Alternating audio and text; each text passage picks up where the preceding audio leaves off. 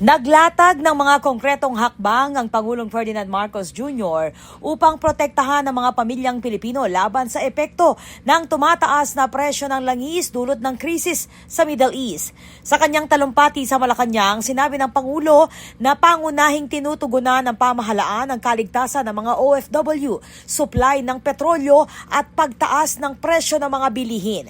Mahigit 2,000 na OFW na ang napauwi sa bansa sa pamamagitan ng chartered flights, habang mahigit na 16,000 ang nabigyan ng tulong gaya ng pagkain, tirahan at financial assistance. Patuloy ang repatriation effort kasabay ng koordinasyon sa mga host countries upang matiyak ang seguridad ng mga Pilipino sa abroad. And since the time that we have set up the systems for repatriation, we have already nakauwi na ang mahigit 2,000 OFW. Mahigit 16,000 na ang nakatanggap ng tulong. Ito sa pamamagitan ng pagkain, ng tirahan, medical care, transportasyon, financial support.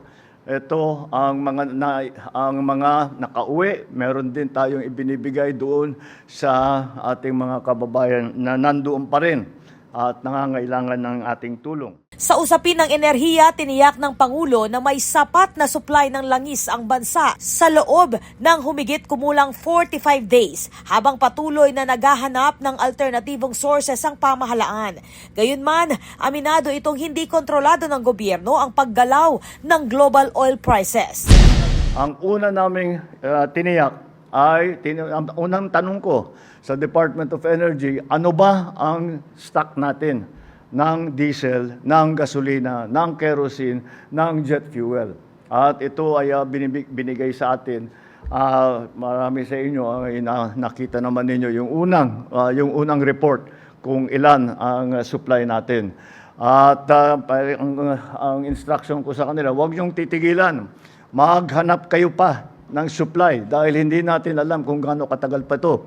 At pag sasabihin natin, we are talking about 45 days on average, more or less, pero hindi natin alam how long this will last, how long the supply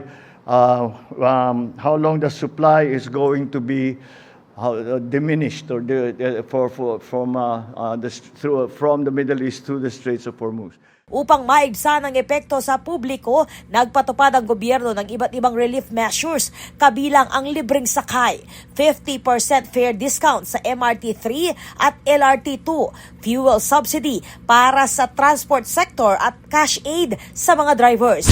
Nagsimula tayo, nagbigay tayo ng libreng sakay. Meron tayong 50% na discount sa LRT2 at MRT3 para sa lahat ng commuter. Binawasan na rin ng CAAP ang terminal at aeronautical fee para maging mas mura ang pamasahe sa eroplano.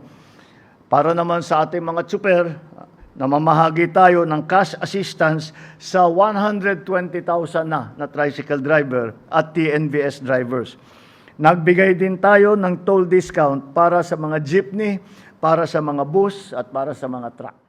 Pinalawak din ang 20 peso rice program at kadiwa centers habang naglaan ng tulong sa mga magsasaka at mangingisda sa pamamagitan ng fuel at fertilizer subsidies upang mapigilan ang pagtaas ng presyo ng pagkain. Kasabay nito, nakatakdang lagdaan ng batas para sa posibleng suspension o pagbawas ng excise tax sa langis depende sa kondisyon ng merkado. Nalawak natin ang 20 peso rice program sa 627 centers na binuksan natin na nakabukas sa buong bansa.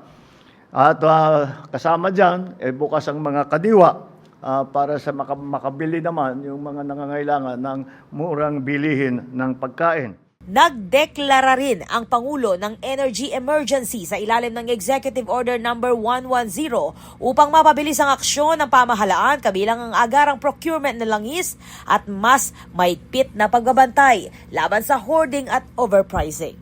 Ako po, Patricia Mamangon para King News Force Pampanga, Balitang Tutuking Balen, Susuyo.